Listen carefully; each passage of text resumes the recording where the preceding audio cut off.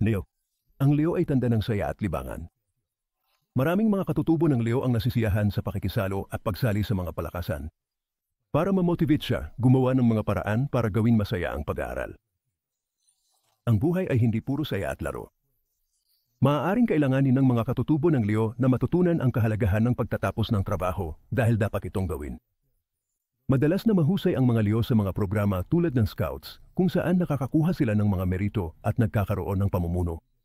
Habang tumatanda ang katutubong ito, mayroon siyang kakayahan para sa mga nakababata. Ituro sa kanya na ang mga tunay na pinuno ay mapagpakumbaba at kayang sumunod sa mga utos pati na rin magbigay sa kanila. Maaaring kailanganin mong paalalahanan na ang ibang mga katutubo ay nangangailangan din ng mga turn sa pagiging pinuno.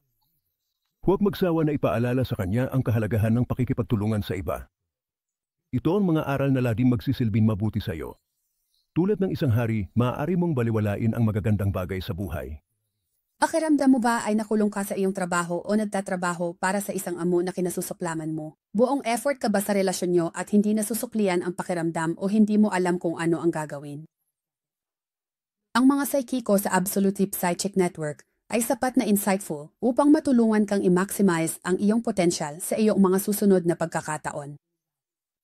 Sulitin ang iyong oras sa pamamagitan ng pag-alam kung ano ang nararapat at hindi katumbas ng iyong oras at pagsisikap. Makipag-usap sa aming pinagkakatiwalaan at tumpak na psychics ngayon. Tumawag sa 1-800-800 at 78-878 o bisitahin ang absolutelipsychic.com.